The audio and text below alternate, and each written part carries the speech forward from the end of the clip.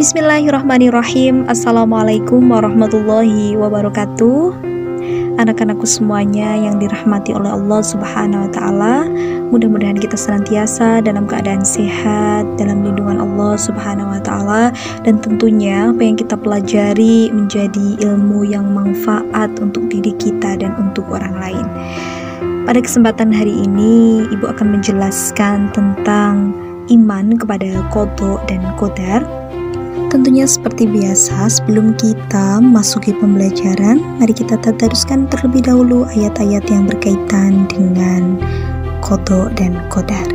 وَأَنزَلْنَا مِنَ السَّمَاءِ مَاءً بِقَدَرٍ فَأَسْكَنَّاهُ فِي الْأَرْضِ وَإِنَّا عَلَى ذَهَابٍ بِهِ لَقَادِرُونَ الَّذِي لَهُ مُلْكُ السَّمَاوَاتِ وَالْأَرْضِ وَلَمْ يَتَّخِذْ وَلَدًا وَلَمْ يَكُنْ له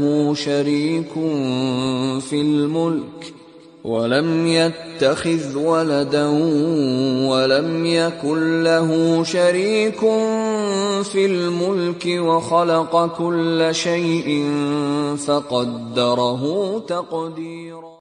Nah, anak-anakku semuanya, setelah kita mentadaruskan ayat-ayat yang berkaitan dengan qada dan qadar, dan kalian telah melihat sebuah tayangan video singkat yang berkaitan dengan qada dan qadar, maka kira-kira apa yang ada di benak dan pikiran kalian tentang qada dan qadar itu?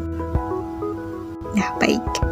Qada dan qadar merupakan dua hal yang harus dipercaya oleh seorang muslim, karena qada dan qadar merupakan bagian dari rukun iman yang keenam. Semua kejadian dan peristiwa yang terjadi di alam semesta ini, termasuk nasib manusia, adalah sudah ditakdirkan oleh Allah Subhanahu wa Ta'ala sejak zaman azali, yaitu zaman sebelum diciptakannya semua makhluk.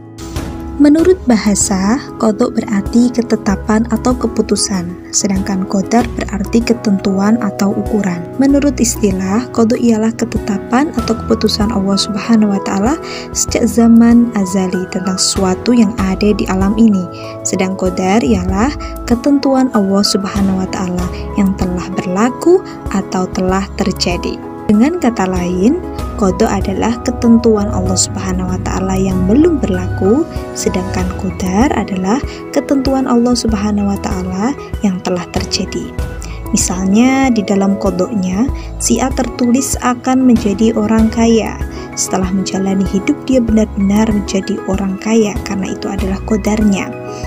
Dalam pengertian sehari-hari, qada dan qadar disebut juga dengan takdir. Kemudian arti qadar dalam Al-Quran dapat difahami bahwa qadar itu ialah suatu peraturan umum yang diciptakan oleh Allah Subhanahu wa Ta'ala untuk menjadi dasar adanya alam ini, di mana terjadi hubungan sebab akibat. Telah menjadi undang-undang alam atau sunatullah yang abadi, di mana manusia terikat dengan sunatullah. Allah Subhanahu wa Ta'ala berfirman, "Inna kulla syai'in khalaqnahu biqadar."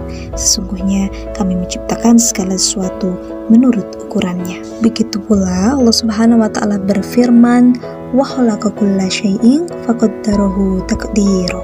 Dan dia telah menciptakan segala sesuatu dan dia menetapkan ukuran-ukurannya dengan serapi-rapinya. Contoh, biji apel ditakdirkan hanya akan menumbuhkan pohon apel dan tidak sekali-kali menumbuhkan pohon yang lainnya. Kemudian terkait takdir ini ada dua macam takdir yang berlaku bagi manusia. Yang pertama yaitu ada takdir mubrom atau pasti, yaitu takdir yang pasti terjadi dan tak dapat dielakkan lagi kejadiannya. Contohnya saja jenis kelamin, kematian, kelahiran, kiamat, dan lain sebagainya. Kemudian yang kedua yakni takdir mu'alad, yaitu takdir yang pelaksanaannya tergantung usaha manusia. Contohnya, sukses dalam belajar tergantung dari usaha dan doa yang dilakukan.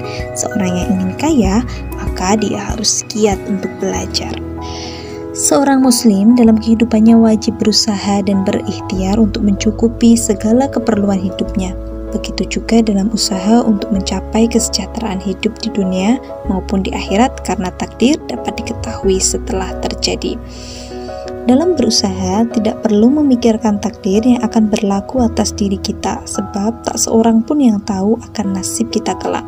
Yang terpenting adalah kita wajib berusaha dengan sekuat tenaga untuk merubah ke arah yang lebih baik dan tidak boleh berpangku tangan. Allah Subhanahu wa taala berfirman, "Innallaha la yughayyiru ma biqaumin hatta yughayyiru ma bi anfusihim." Yang artinya, sesungguhnya Allah tidak mengubah keadaan suatu kaum sehingga mereka mengubah keadaan yang ada pada diri mereka sendiri. Ar-Ra'd ayat 11. Jadi jelaslah bahwa masalah hidup dan mati, masalah rizki yang kita terima, musibah dan keberuntungan lainnya, semuanya bergantung kepada takdir Allah Subhanahu wa taala. Oleh karena itu, takdir memiliki 4 tingkatan. Yang pertama yaitu al-ilmu atau pengetahuan. Seorang harus meyakini bahwa Allah Subhanahu wa taala mengetahui segala yang baik secara global maupun terperinci. Dia mengetahui apa yang telah terjadi dan apa yang akan terjadi. Pada sisi Allah lah kunci-kunci semua yang gaib. Tidak ada yang mengetahui kecuali Dia sendiri. Dia mengetahui apa yang ada di daratan dan di lautan, di langit dan di bumi, dan tiada sehelai daun pun yang gugur melainkan Dia mengetahuinya, dan tidak ada yang basah dan yang kering melainkan sudah tertulis dalam kitab yang nyata. Kemudian yang kedua yaitu al-kitabah atau catatan. Allah Subhanahu wa taala mencatat semua itu dalam Lauhul Mahfuz.